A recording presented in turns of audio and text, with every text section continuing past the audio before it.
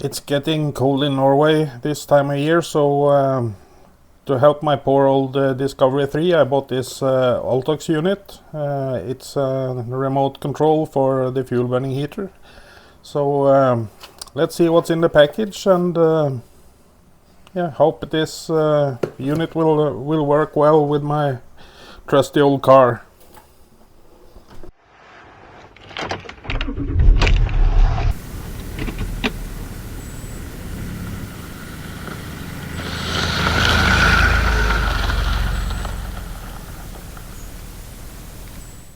So let's do an unboxing and see what this contains.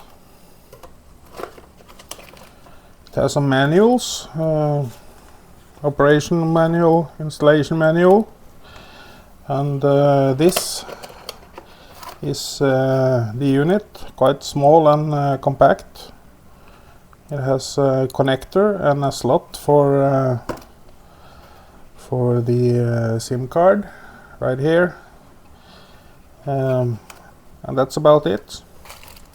And here are some cable and Velcro, so and a pin for the connector on the fuel burning heater if you need it.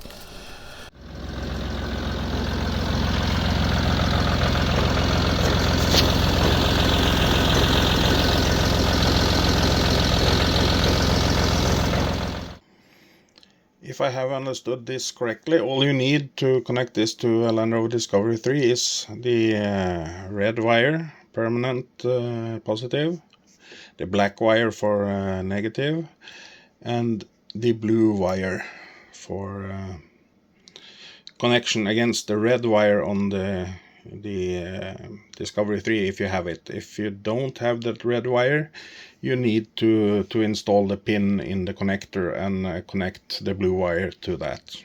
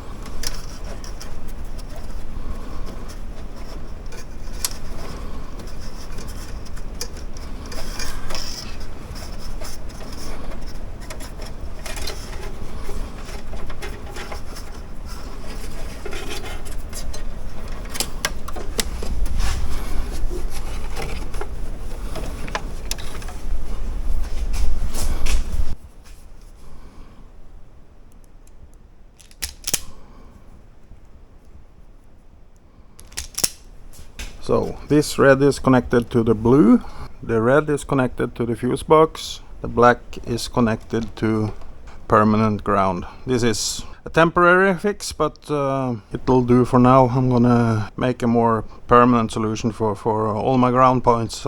I'm planning to put some relays and for some extra auxiliary lights further down the road, so it will make my fuel burning heater controller work at least, and that's the main point here. The Siberian cold is coming, so I really need some sort of heat for my engine. So there, everything is set up, the SIM card are in place. All I need to do now is just put the fuse in the fuse holder, and this should be ready to go.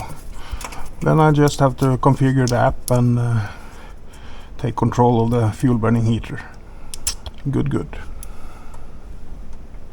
It's Sunday morning, it's -5 degrees centigrade, and I'm going to try the fuel burning heater controller and see if it works. I have left the hood open over the night, and I hope the car has hibernated with that open. And let's see. I don't know if it shows on camera, but it's blinking red, so it's hibernating. Now I'm going to start up my phone app and see if this fuel burning heater comes to life. Now the app is up and running, and I'm gonna push the start. There, it's sending, and Altox is sending signal to the fuel burning heater, and it fires up. Let's hope the startup procedure works and that I got flame and smoke and heat in this thing. I have had some problems with it. It won't fire sometimes, so if this doesn't work, I guess I have to give this fuel burning heater a service eventually. There are some form of flame here, I can hear that, but if it sustains, I don't know. And there the flames went out. So I've got approximately 30 seconds of flame in the fuel burning heater, no smoke. So yeah, next video I guess will be about how you service a fuel burning heater. Major bummer, but that's life.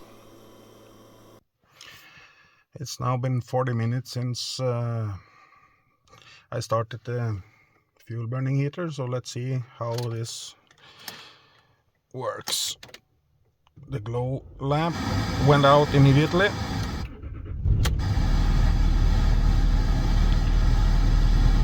And the car fired up immediately. So normally at 5 degrees below centigrade I have to glow it twice to fire the car. It does fire relatively easy at -5, but when it gets close to 10, it's really tricky to start the car. So the Altox app and fuel burning heater actually does a nice job warming the engine when the Webasto works. So as I said before, I need to refurbish my Webasto, and this setup will be gold. And as you can see, the car started blowing hot air immediately, even though this Altox does not have the coupe heater control. But since the engine is warm, the HVAC starts blowing hot air immediately. Very nice.